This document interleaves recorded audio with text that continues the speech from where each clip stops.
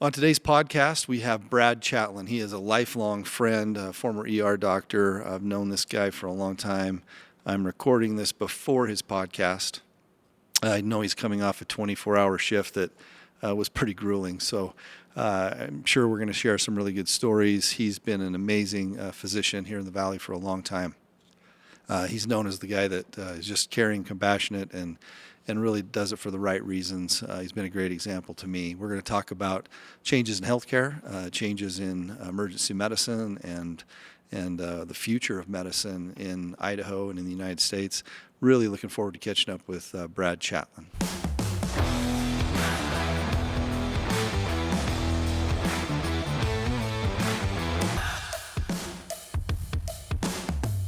You want me to put these on? Yeah.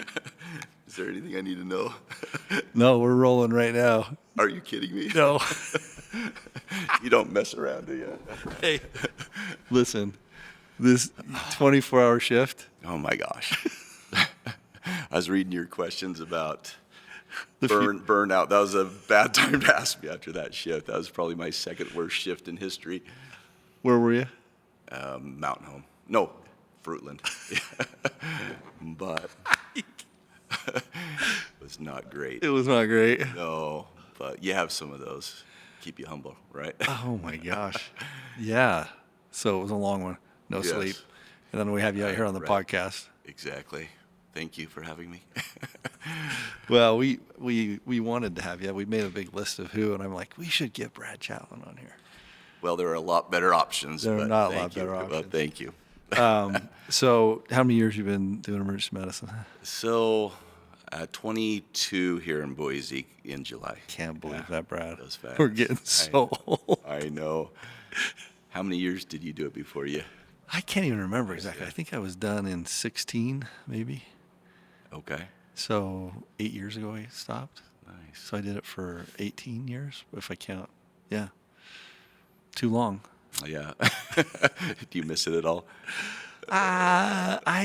There's nothing like taking care of a patient, Right. right? Don't you think that's true? Yes.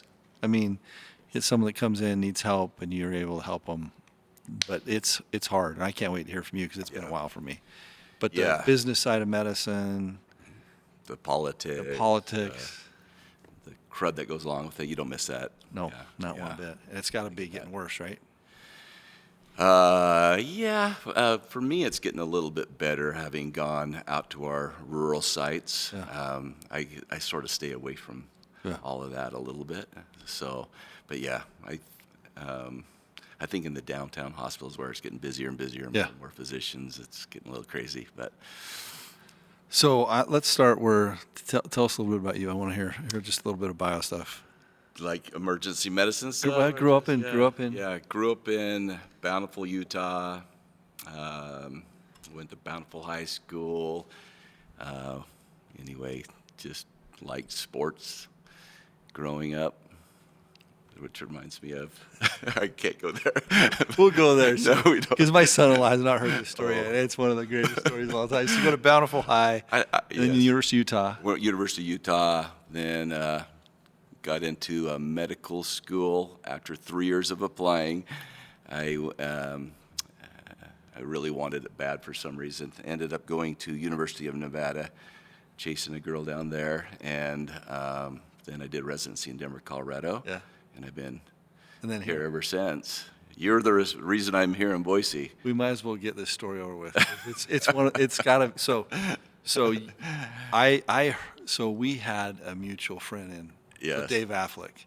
Yes. Who's a cardiothoracic surgeon. Correct. And you were really good friends with him. Yes. So my whole time going through medical school with Dave, he would always talk about you. Like, he would tell all the stories of you guys and what you did in high school. He had it was great. So I felt like I kind of knew you. Yeah. So it's time for you to come up here and interview a job. And I think, did you stay at our house? I did, yeah. So I had already almost sort of accepted the job with my uncle in Salt Lake City, and Dave said you'd be crazy not to at least entertain some other Yeah. like job interview or just talk to somebody about it. And so he brought up your name, and I remembered you vaguely from medical school. And so I called you, and you were nice enough to let me come and stay at your house. And Okay, so I'm going to tell my version of the story. okay, So you're at my house. right, And I think we went to dinner or something. We're sitting around. It was kind of late. So it's me and you and our wives, and and my kids are asleep, and we're like talking about life, and we don't know each other that well, and I certainly didn't know that I knew you that well. And all of a sudden, you stood up, and you start yelling, "You drank a beer! You drank that beer!" And it's no context, right, for me. And I'm like, what? What are you talking about? No. And you're like, you were, and then all at once it clicked, right? I'm glad you're giving your story, because there was a little context, because we had gone to a basketball camp together at North Carolina. Well, that was the content, right? And Yeah. then we remembered So- when we were 16 years old. Right. So we were in high school, and all of us, we had a mutual friend, because you went to Cyprus? I went to Cyprus. Cyprus. And I had met Steve Mihas the basketball. at basketball camp. We went to Australia together. Right. So then, okay. So then he called me and he said, "Hey, let's go back to North Carolina." I was a huge North Carolina fan, and Okay. we went to the basketball camp, Right. and he brought you because you were high school buddies. Right. Yeah, and we played basketball together. So I was at your house, and I said, "You play basketball?" And you said, "Yeah, I played for Cyprus." And I said, "Oh, okay. Did you play?" And I said, "Yeah." And then we started talking about basketball, and you said you went to Dean Smith's basketball camp in North Carolina, and I'm like, I went to Dean Smith's basketball camp in North Carolina. And then it clicked on me that Steve had this tall, goofy friend. We had gone to a party of his mother. We were staying at some friend's house. Yeah. And we were downstairs, and we were two Mormon boys. And they had this big cooler of beer. All the parents were upstairs. And by the way, Steve drank like a fish in Australia and then. Right.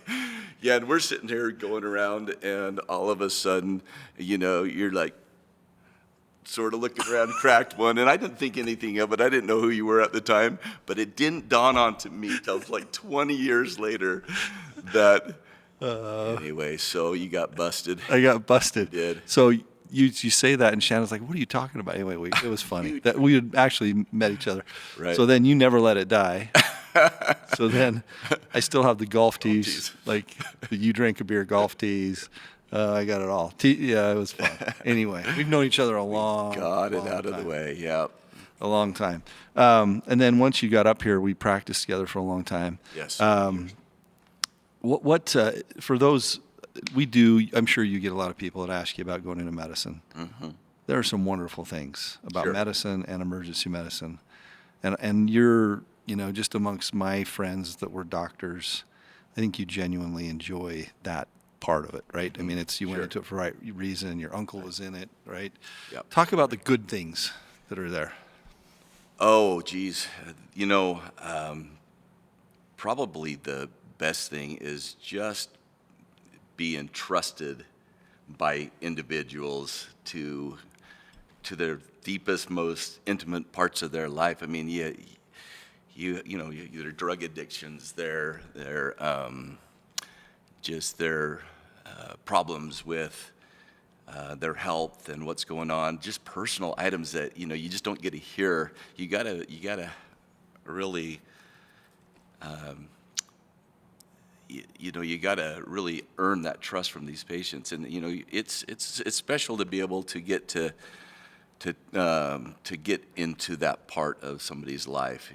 It's to be able to help somebody, and when you help somebody, you feel good about yourself. And so to have a job where you get to help somebody is a little bit selfish because it makes you feel better, and so I don't know, I just sort of noticed that growing up when I was deciding what I wanted to do. Is I always felt good when I helped the neighbor doing something. And you mentioned my uncle, and Yeah. he was my idol, and so when I saw him, he was an emergency medicine physician. It just sort of clicked for me that that's what I wanted to do.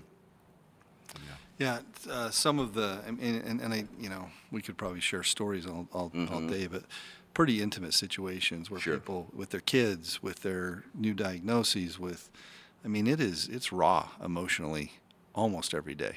Right. I mean, people watch the shows on TV, and it's not that. It's a lot of just hard work and long nights. But you do have those interactions that are really special, and Yeah. you're making a difference in people's lives, and they happen often. For sure. You probably had a few last night. Yes, I actually did. Yeah. You had, I was out there in the parking lot. I was going to go over some of these things because you asked me sort of what are some of the positive Yeah. experiences you've had in ER or experiences that really meant something to the patient or Yeah. to you. And I just had hundreds of little bits and Yeah. pieces of flashbacks, but not entire stories, Yeah.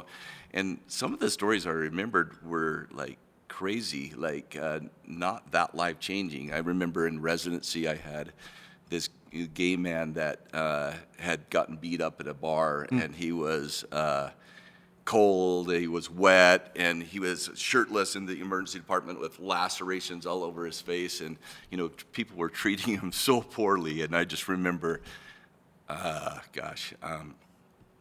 just remember going in and taking care of him and getting him just human decency things, getting him a blanket, and cleaning up his things and talking to him nicely and sewing up his lacerations, and it was just little things, but it meant so much to that guy, and I remember him just being so grateful, and that was 24 years ago in residency, and I still remember, being able to help him in that way. It's those are the types of things of medicine that stick out to me. It's not hyperbole sometimes to say, like, in people's greatest time of need, like for that guy that night. Yeah. Probably a moment where that warm blanket and that friendly face and that Exactly. touch of a hand on a hand and just, hey, you're going to be okay. It's pretty special. I think the sacredness of healthcare, that's why a lot of people go into it. And I think we've had really good partners over the years. Sure. People that just really are some of the most caring, really good people ever. And then, yeah, that's great. That was awesome, Brad. And then you have the changes that came along, right? And some of that doctor-patient relationship. Yeah. Charting and it just changed right before our eyes, and I know a lot of that's necessary as it changes, but I think that element of patient interaction never does. What do you say when people ask you if they should go into medicine now? I'm intrigued. Oh gosh, that's interesting because out of all my kids, 4, none of them are going into medicine, and 2 of them are going to law like their mother. So I must not have portrayed a lot of positivity towards it. But you can't go into it for the money. Yeah. You have to really enjoy taking care of people because it's really changing. I don't know. I don't know. I don't recommend it a lot to people, and I don't know why. Yeah. How about It's you? hard. Yeah. I mean, it's hard. Right.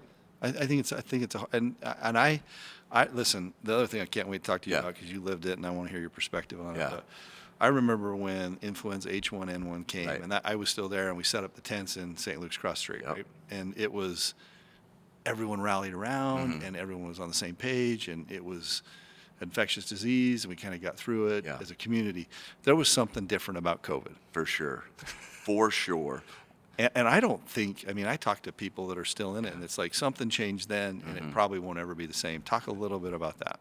Actually, I have this little ER journal here and just tried to refresh my memory on stories. I was reading it, and I came across, I wrote a little tiny essay on COVID, and I read it this morning, so it's sort of fresh on my mind, but it was really weird. When I went into medicine, I thought all the pandemics were over very ignorantly, right? The Spanish flu and all that, we're just too advanced. But so when this little virus out of China came, it started getting our attention. And then seeing the stuff in Italy where, they were overwhelmed and people, they were taking elderly people off ventilators to give them to younger people. And then just all the weird stuff with, ibuprofen's bad during COVID, and then ibuprofen's good, then ivermectin's good, and then all this weird stuff. And anyway, it was just a crazy time. But then, in the emergency departments actually is probably my favorite time to practice medicine that I've ever had, because the only people who were coming into the ER were sick people. Oh. And I think people were sort of terrified of Being around getting you. something Yeah. in the hospital. And so all the doctors' notes, because they missed 2 days of work coming into the ER, or just the silly stuff that makes medicine not fun, just went away. Yeah. And so our volumes went down a lot. So, um, you know, um, that wasn't great because we weren't getting as much revenue, but the people we were taking care of Were sick. were really sick. And when you have time to take care of sick people without all the other stuff, it was really rewarding. And I, Read some of that if you can. oh, I will. Let's see. Most of them are my ER pearls that got me. Let's see here. Anyway, let's see if I can find it. I took care of, did you ever do an ER journal? I wish I would have. You're more thoughtful. Well, I go through and I see these things, and I can't believe how many things I had forgotten if I hadn't written them down. Anyway, I don't know where it is, but I love how thoughtful you are on that, though, Brad. That's just like you, like writing it down. oh, thank you. I don't know how much you want me to Just read. take a piece of it. I think it would be great to hear. Back in September of 2021, I had an obese 21-year-old male with COVID that presented to I don't know how much I can share here. You might want to Mountain Home ER with shortness of breath. It was clear early on he was not doing well, and his oxygen levels were rapidly dropping. He was on maximum oxygen support, short of putting him on a ventilator, and I had to transport him 45 minutes away to the main Boise hospital. The intensivist who would be taking care of him asked me to intubate him for the transport. I called his wife and parents prior to doing this because I knew that he may never come off this ventilator, and this might be the last time they got to talk to him, which incidentally it was. The parents and wife came, and they had a very sobering, sad, touching moment, and then I had them leave for the procedure. The intubation went well. But for the life of me, I could not get his oxygen levels above 70%. I distinctly had the thought that he was going to die in the ER, and I was going to have to go and talk to the family who just recently saw him alive. To make a long hour of recitation, shorter, after bagging him that entire time, I finally gave him a paralytic and finally got his oxygen saturations in the 90% range and was able to transport him to Boise. Anyway, my reward was to get COVID from bagging and breathing the air in that room. I was sick for about 21 days. Anyway, but that was just part of it, yeah. And I think I love like that real time thing because we all have our cases that you just remember. You remember going in and talking to that family. You remember the personal thing and just the devastating. People don't realize that people die in the ER. Yeah. It's where most of the time, if it's not at home, you call the ambulance and you come in, and we see a lot of it. And boy, it's really personal, and it's really especially, over the years you have young kids or young people or even matriarchs of the families, and there's just so many goodbyes that happen in the ER. But how do you think patient interaction with physicians has changed since COVID? You think there's more cynicism about medicine? Oh, for sure. We're in a time that it's hard to practice medicine because, with Google, everyone's smarter than you, and there's a certain percentage of people that really will listen to you and take your advice, but there's so many people out there right now that just look at you like you're the dumbest person I have ever seen, and that's, so you're telling them, what you would suggest, and they're like, you can just see it in their eyes are shaking. So that's hard. It's a lot of, there's a lot more respect being a physician earlier on. Not that that's what I require. I don't. It was just different, right? Right. I've heard from others that it's just you're not used to people not believing you. Right. That's not part of what you signed up for. You learn, you're there, doing your thing. You want to take care of them. Exactly. You want what's best for them, and they look at you like you're an idiot. Yeah. And I mean, I don't want people to revere me or put me on a pedestal. In fact, I introduce myself as Brad, not Dr. Chatlin. I tell them they can call me Brad. That's not important to me, but I'd like them to at least respect what I have to say, and that has really changed from when we started practicing earlier on. It's that's part of the reason I would say, think about going into medicine. It's just, it's a little bit hard. Isn't that, I mean, you think of the population, aging population, growing population, and you look at the number of physicians or nurse practitioners, PAs we have, we're at a severe disadvantage here, right? Just because, and rurally it's even worse. Right. And then you have this change that happened that, whether it was a combination of technology and Googling or COVID or both, it doesn't really matter. The reality is we've got fewer people willing and wanting to take care of people than ever before. For sure. Where's this headed? Yes. Yeah, that's a good question. I didn't know how to answer the future of healthcare when I was applying for medical school, and I don't know it now.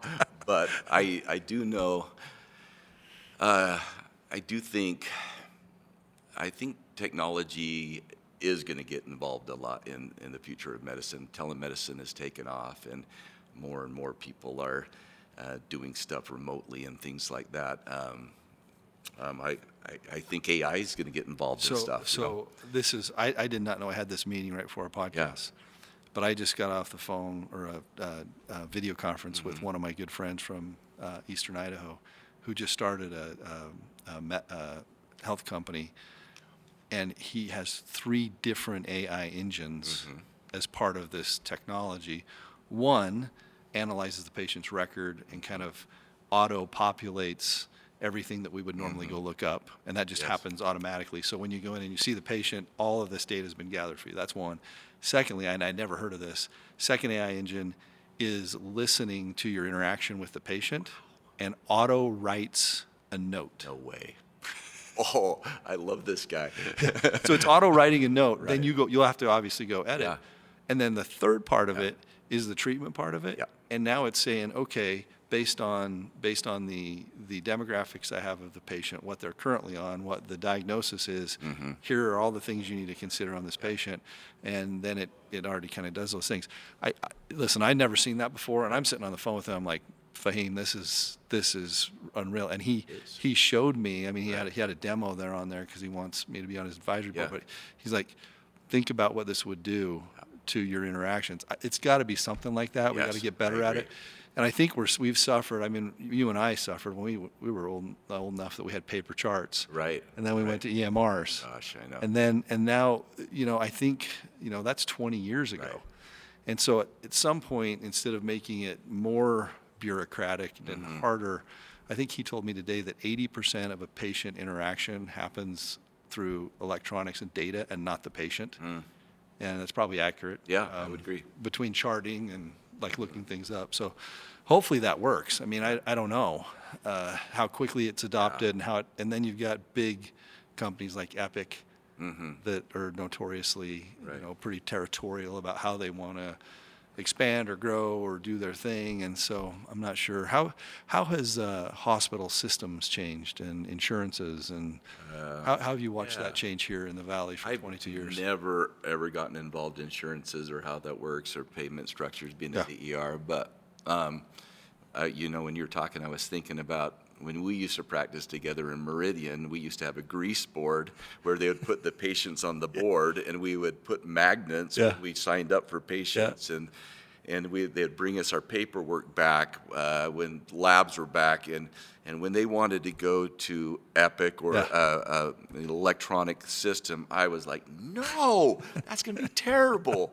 And I mean, my life got exponentially better once I learned that system. And and so I do think that this system of your friends is the future of medicine. I was fiddling around with AI the other day and just putting in I have a patient with this.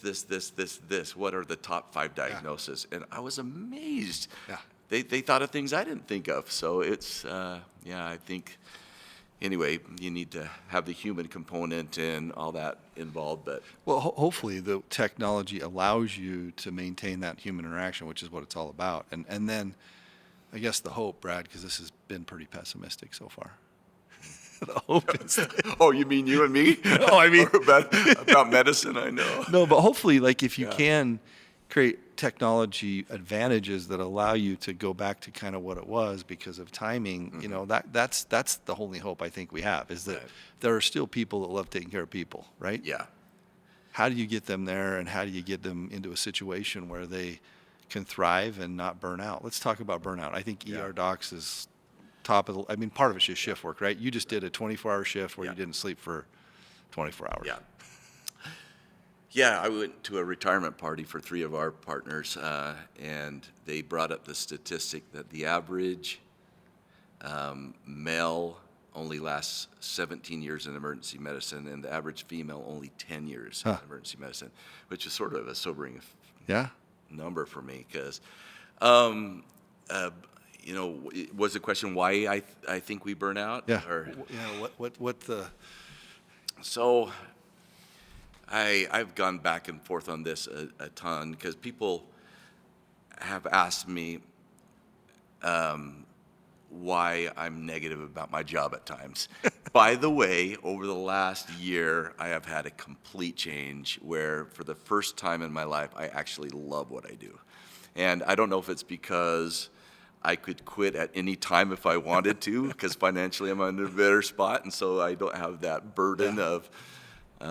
of knowing I have to do it, you know. But I think part of it is, you know, having gone to these rural sites, I have more time to talk to patients, and I have really got in and enjoyed them on a different level that I didn't before when it was just so busy Yeah. at the downtown facilities.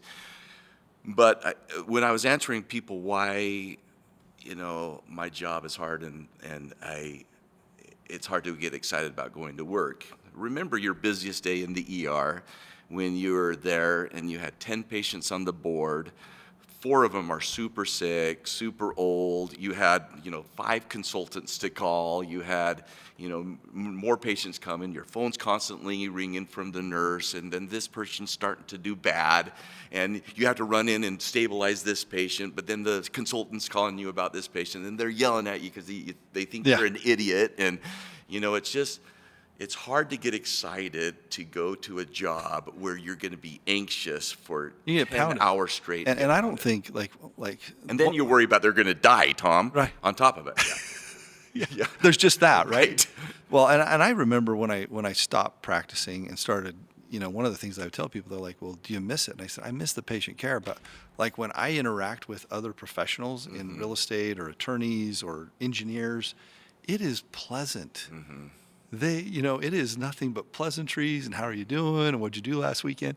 When you interact with other physicians, it's some of the worst interactions you will ever have in your life, ever. Because you're giving them work. Oh. You know, you're calling a consultant at 3. This will sound petty, but I still have it at I saw it when I moved to my new house. I have a file. There was one of those nights I was doing night shifts when I first came out. And one of the surgeons was like the grand poobah of the hospital that no one could touch. You would probably remember his name right off the top of your head. And it was one of those nights where it was just really bad. Like I had sick person after sick person after sick person after sick person, and I'm just trying to get through it all. And back in the day, we were by ourselves in the night Yes. shift. Now there's probably 2 people on. There's Most of it. Most of the night. Closely. Yeah. So you're by yourself, you're just trying to get through it all. And I'll never forget, I sent someone to the operating room really sick, and I had another person come in really sick. Like you could help that, Like right? I could control this. Right, yeah. And I'm like, oh my, the first thought, instead of the first thought being, oh my word, this person's really sick and they're going to die if I don't get him to the operating room, and let's rally around. And my first thought was, I've got to call this surgeon. He's going to be so mad. He's going to be so mad at me. Yeah, exactly. So I'm still a young doctor, and I'm like, oh my word. So I get everything all teed up for him, and I know he's in the operating room, and I have him page him, and I'll remember he never called me back. And so I'm sitting there, and I'm like, okay. Now you're stressed. Yeah. He didn't call me back. I got a patient in this room dying that has to go to the operating room. I can't operate on him. I know Right. he's having That's a bad not what night. we do, yeah. And for the life of me, I will never forget this. The doors open, and he walked through the ER because it was the old ER before the remodel. So he was walking to his to his car, and I said, "Hey, I haven't heard back from you. I got this patient right here," and I'm rattling it off. And he said, and it was right out, and we had curtains too. Like, it wasn't even a door. And he's like, "I don't care." No. And I'm like, "You don't care?" He's like, "I don't care. I'm done," and walked out the door. And I'm thinking, man, what? So I saved that case. God, I still have it because I thought someday it was crazy. And that's extreme, right? But those extreme things happen because you're waking people up and they're up all night Right. and they're stressed, and it doesn't stop people from getting sick. And then people wonder, well, why do you have like a negative? Yeah. It's those interactions can be tough. But that being said, when you have that same case and you're putting central lines Yeah. in and intubating them, and you call the consultant and you have a great interaction, Yes. there's nothing better There's nothing than better. that feel, when you go talk to the family and, you were able to help them. Yeah. So we tend to focus on those other stories, but I got really cynical when I was leaving because they published all those people's salaries in the paper if Oh, they worked for no. St. Louis. So on my last month when I knew I was done, and I called a couple of them, I go, "Hey, listen, I've been dealing with you for 10 years. I know what you make. Get your butt in here and come take I care of love something." that. Oh, you'll have to tell me what happened to that patient later. I'll tell you later. Well, that's great. Hey, I know hobbies have gotten you through, and tell us a little bit about your woodworking. Oh, that's actually just something I just recently started to do to keep me out of trouble. I don't know. I enjoyed art in high school, and then in the winters when I couldn't golf and fish and river raft, I needed something to do, and so I got a little wood shop and started doing some woodworking, and somehow still have all 10 fingers. You but make beautiful wood fishing nets. Thank you. Fly fishing nets. Thank you. Yes, has Thomas caught one in his? He has. He has. Yeah. Really? Yeah, All right. up in McCall. Good. Yeah, he loves it. He loves it. Good. Well, hey, I'm going to ask you a couple questions, and Yep. we'll let you get to sleep. Most important business lesson you've learned up till now? Oh gosh. Business lesson.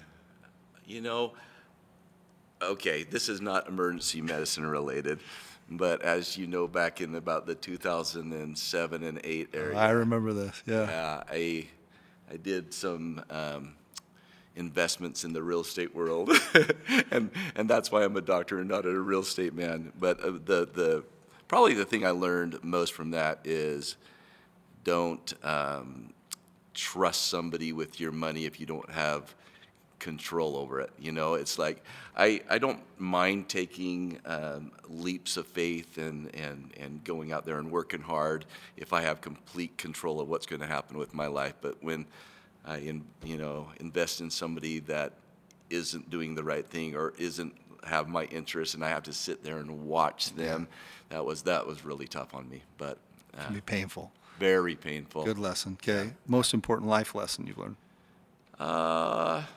You know what? All of this really, in the scheme of things, all of this, everything is just minutiae. The only thing that's important is relationships to me, and family and love, and doing the right thing. And it's like, money and just everything like that. It's just not all that important to me anymore. Dr. Yeah. Chatlin's bringing the heat, man. That's good. That's really good. Did you have a hero growing up? You already said a little bit. Anyone you looked up to? No, my uncle was somebody I looked up to as far as a professional guy, but, not really. Yeah, I don't think so. My mother probably was the one I respected the most. She was a single mother raising 4 kids, always made us look like $1 million despite raising us on $17 an hour. She didn't have a lot of money, but she would press my Levi's. I had to tell her not to put seams down the front of my Levi's because she wanted me to look like $1 million, and she just did everything for us kids to make our lives better. And she was a good lady. So she's probably my hero. How are your kids? Good. Yeah. Yeah. How about yours? They're great. Yeah. I always remind Chloe that Cayman was her first kiss in Moab. Oh, that's right. Well, Yeah. he's still single. They're So, Chloe, smooching in the give back him a call. Smooching in the back of the Jeep, That's right? true. Yeah. We were over at your house for a party, and I went into the bathroom, and they both were in the bathroom. I don't know what they were doing, but they like looked all guilty and went running out when they were about 3 years old. So Yeah. Oh, that's awesome. Well, hey, I love you, man. Yeah, It's you been fun too. to catch up. good. That was a lot less That painful was than less I thought it painful, would right? be. Yeah. That was. Well, thanks for coming on. Appreciate it, Thanks, buddy. Appreciate All right. it.